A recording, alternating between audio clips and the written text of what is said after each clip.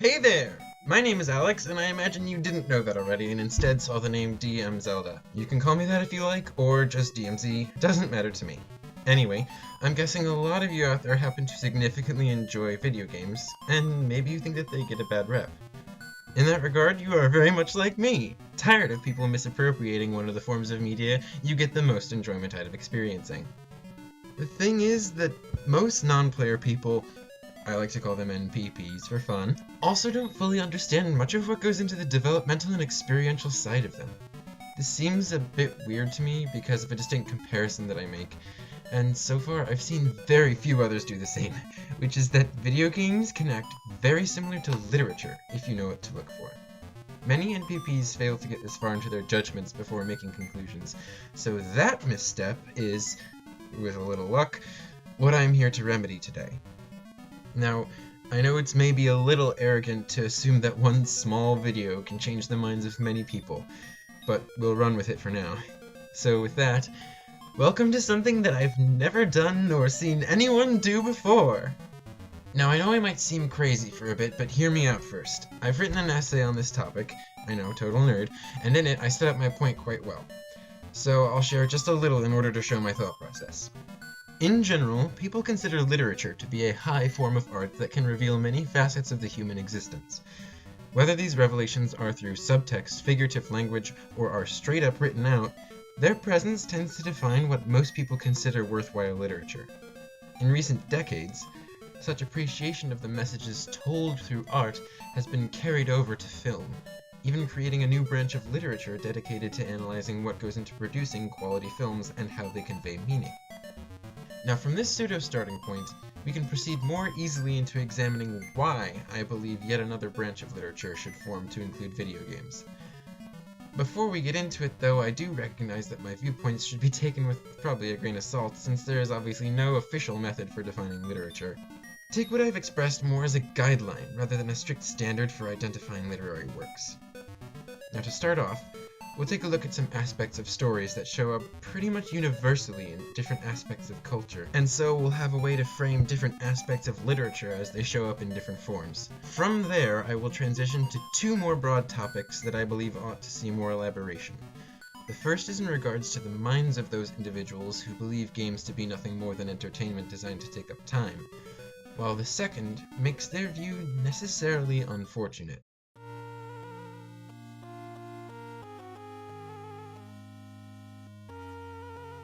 Think carefully about the last story you read in a book. No matter what kind of story it was, it probably employed similar techniques to convey its story.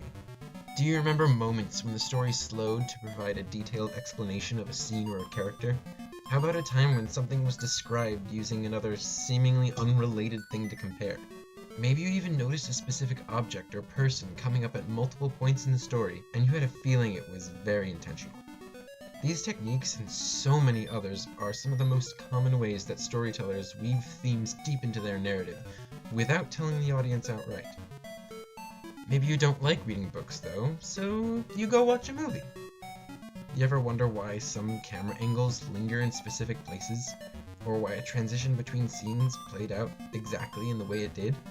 Have you ever noticed how easily visual and musical cues can be intertwined to produce a different kind of motif that plays into the film as a whole?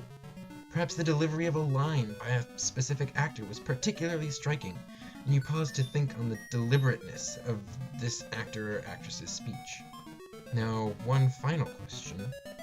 Have you ever considered if any of these elements can or do show up in a video game? Fortunately for you, if you haven't, I have! Not only can the vast majority of these storytelling cues be carried over to my favorite medium, new combinations that were previously not possible can be created.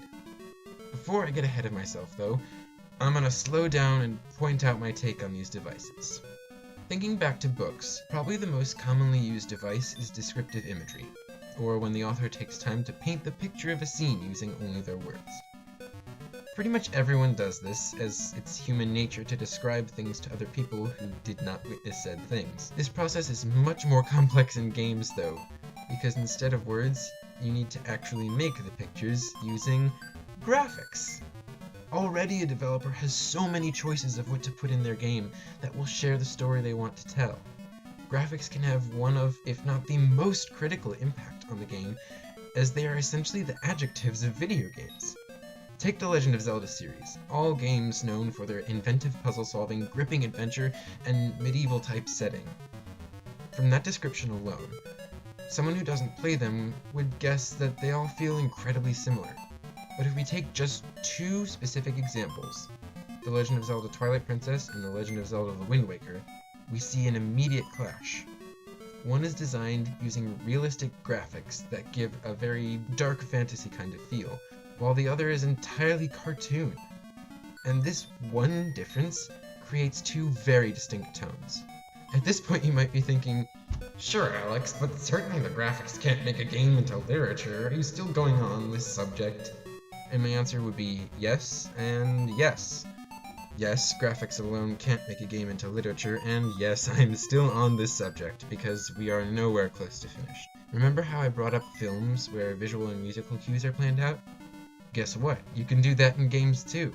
A player gets the best of both reading and watching, because they are not only observers of the story, like in film, but they are active participants in said story, as when imagining the story of a book. Just picture the insightful tales that could be told with this combination. They're out there, all we must do is find them. I haven't even talked about the symbolism that can show up in games, or even the gameplay itself. But rant aside, there are so many ways that video games could use their status as an interactive medium to convey story like no other mode of storytelling could. And with that in mind, I would like to take a look at why NPPs tend to limit their scope of the world they haven't experienced.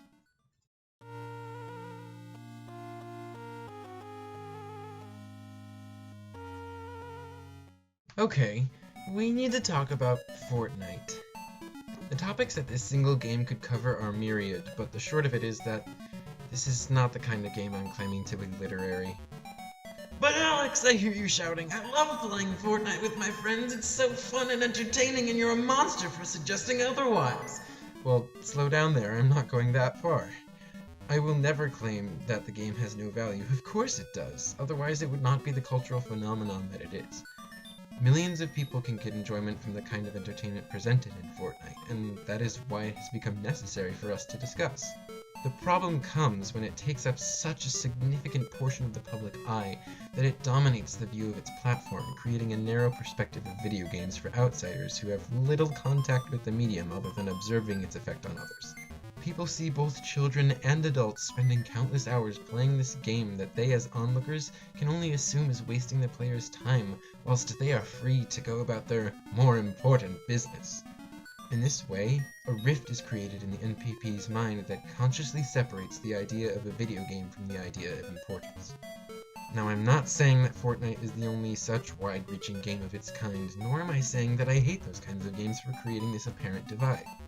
Super Smash Bros. Is another game in this sort of vein that I freaking love duking it out with my favorite characters. As I stated before, if these games had no value in being played, then people would cease playing and go do something that they think is worth their precious time. So then, why do people play games like Fortnite or Smash Bros? My answer is perhaps too simple, and that is that, apart from just being fun, people value their acceptance in a community as a necessary part of being integrated into society. People like it when other people are doing the same things as them, so they gravitate towards those who are similar in an effort to find acceptance.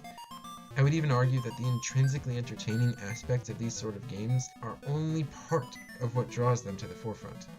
After initial success, they gain popularity not necessarily by their fans who wish to have a new experience returning to their favorite series, but primarily by people talking to other people and getting each other to share in the same socially bonding experience. These kinds of games derive value not from what you get in playing them, but the ease of social connection you find in sharing the game with others across the world. Perhaps I am vastly wrong about all of this, but in case you couldn't tell, I like to think that there is more to these things we call games than just addictive gameplay. Really quick, I want to mention an entirely different view of NPPs that I hadn't originally considered, and that is the difficulty of getting into a game without having general background knowledge on how games function as a whole. Some people don't like to pick up games because they maybe feel limited by the ways they have to play. Say, they can't get used to camera control or button placement. This is an entirely valid reason to be at first disillusioned from playing video games, though I don't believe it can be an unresolvable roadblock. With that mentioned, though, it's time to return from this side road to the main point. Once again, in short, games like Fortnite are not likely to have a literary message coded in their core, so let's move on to the real topics of interest.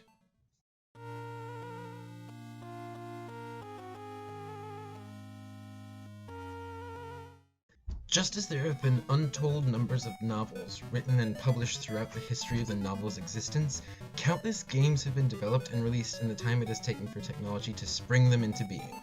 I'm pretty sure we can all agree that there are plenty of novels that can be considered classics and should be read at least once by everyone in their lifetime, at the same time that there are novels that should probably be buried in the lowest caves on the planet, never to be glimpsed by any living soul. Okay, perhaps the worst books out there aren't quite that bad, but in the same vein, I would venture that just as with books, there are highly excellent games worth experiencing, and severely low quality ones worth avoiding. So, what differentiates these games? A loaded question if there ever was one, as one could argue criteria on which to judge video games for days. But as one could guess, I personally believe that what sets certain games apart is how they relay some sort of message to the player, and how those methods carry inherent value that can be analyzed like a work of literature. Due to the sheer nature of symbols and figures of language to convey meaning, video games can contain non-plot related attributes that still serve to develop a theme or message, and skilled enough developers can work this theming into their gameplay as books do with their stories, poems with their phrasing, and films with their various production methods. Examples of these developmental themes can be seen all across the gaming world, from action-adventure games like the Legend of Zelda series, to role-playing games like Chrono Trigger and Earthbound, to side-scrolling platformers like Castlevania and Shovel Knight. So many different kinds of games can be used to tell stories. It is actually incredible that so few people have not considered the messages that games can express. But if you wanted to branch out even more, you could go so far as to include tabletop RPGs. But I digress. To call back to the first part of this discussion, do people ever consider what goes on in the mind of a young hero as he attempts to traverse the treacherous, uninviting seas to stop an evil wizard? How about the implications of overthrowing your own father, the king, and toppling your homeland, both unbeknownst to you, while clashing with gods? And what of the journey of a fallen angel and his one-man fight against the forces of the underworld? Do these stories not sound like classic tales woven by hand and epic stories? All three are the plots of classic games: Legend of Zelda The Wind Waker, Fire Emblem Gaiden, and Kid Icarus Uprising. The ability of games to put the action in the player's hands allows stories to be told in ways that books and poems and films could never achieve.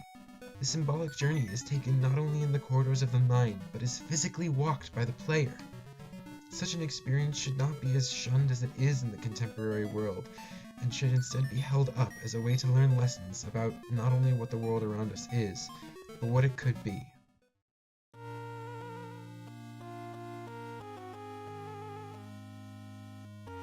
Now that I've discussed specifically what I believe about video games, I would like to take a step back and think about what I have said as a whole. Most NPPs tend to dismiss video games as time-wasting endeavors on the assumption that they are either used for social interaction and a sense of belonging in a wide-reaching social group, or isolation from those self-same groups for the purpose of one's own entertainment. This view is not entirely accurate, as it fails to fully examine the games which craft intricate stories, whether that be through text, subtext, or gameplay mechanics, that tell of heroic deeds, great tragedy, captivating intrigue, or maybe even all of the above. These stories are those that have been told over and over again in the form of epic poetry, grandiose novels, and even spectacular films. So why do we not look at these stories in games for what they are? Literature. Thank you so much for watching this video, it means more than you know. If you enjoyed it, I'm glad. Tell your friends about my opinions, maybe we can slowly bring this into light. I'll be working on an analysis video soon, and hopefully it will be done before too long. Hope to see you back here then.